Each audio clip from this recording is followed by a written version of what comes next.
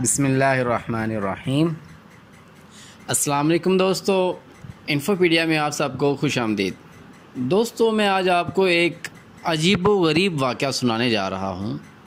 یہ واقعہ ایک مکالمے پر مشتمل ہے جو ایک جنرل اور ایک چرواہے کے درمیان پیش آیا۔ یہ سن 1917 کی بات ہے۔ عراق کے پہاڑوں میں برطانوی جنرل سٹانلے ماؤدے کا ایک چرواہے سے سامنا ہوا۔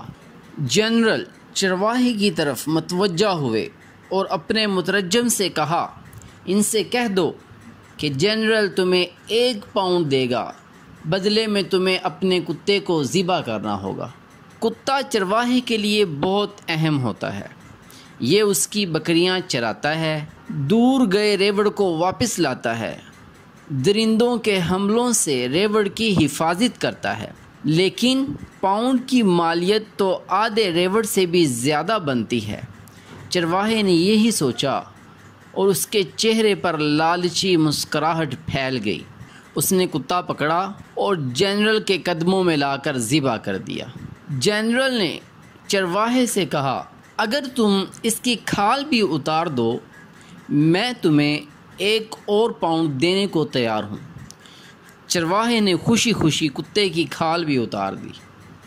جنرل نے کہا، میں مزید 1 اور پاؤنڈ دینے کے لیے تیار ہوں اگر تم اس کی بوٹیاں بھی بنا دو۔ چرواہے نے بلا تاخیر فوراً یہ آفر بھی قبول کر لی اور اس نے اپنے کتے کی بوٹیاں کر کے جنرل کے سامنے رکھ دی۔ جنرل چرواہے کو 3 پاؤنڈ دے کر چلتا بنا۔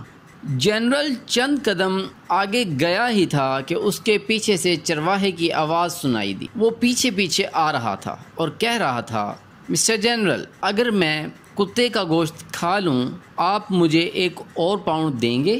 جنرل نے انکار میں سر ہلایا کہ میں صرف تمہاری نفسیات اور اوقات دیکھنا چاہتا تھا۔ تم نے صرف 3 پاؤنڈ کے لیے اپنے محافظ اور دوست کو ذبح کر دیا اور اس کی کھال اتار دی اور اس کے ٹکڑے کر دیے۔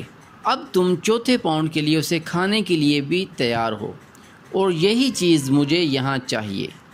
پھر جنرل اپنے ساتھیوں سے مخاطب ہوئے کہ اس قوم کے لوگوں کی سوچیں یہ ہیں، لہٰذا تمہیں ان سے خوف زدہ ہونے کی ضرورت نہیں ہے۔ آج یہی حال مسلم ملکوں میں اور معاشروں کا ہے۔ اپنی چھوٹی سی مصلحت اور ضرورت کے لیے اپنی سب سے قیمتی اور اہم چیز کا سودا کر دیتے ہیں، اور یہ وہ ہتھیار ہے جسے ہر استعمار، ہر قابض، ہر شاطر دشمن ہمارے خلاف استعمال کرتا رہا ہے۔ اسی کے ذریعے اس نے حکومت کی ہے اور اسی کے ذریعے ملکوں کو لوٹا ہے۔